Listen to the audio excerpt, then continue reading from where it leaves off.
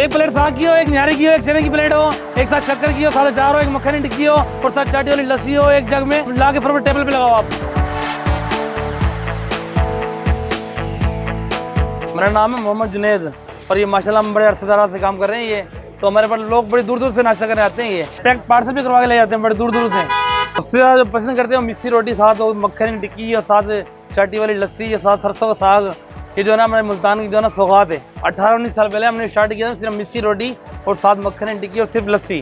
फिर जिस तरह कस्टमर की डिमांड बढ़ती आई, भाई सरसों का साग हो, साथ निहारी हो, साथ पाए हों और साथ आलू वाला पराठा हो, ऑमलेट वगैरह हो, साथ तंदूरी पराठा भी हो, उसके साथ जो है ना मक्खन और शक्कर भी हो। तो हमने फिर कस्टमर की डिमांड में जो है ना चीज़ें बढ़ाई और बड़े इंजॉय करते हैं लोग। और सियासी समाजी लोग भी बहुत आते हैं इधर नाश्ता करना। सर MP MNA हो गए।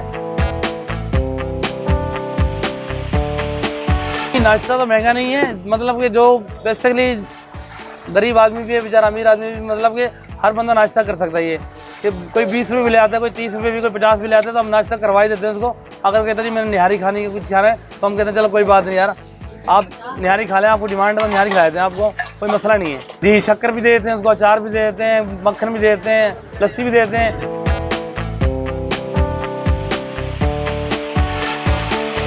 दो 580, 580, 400, 520।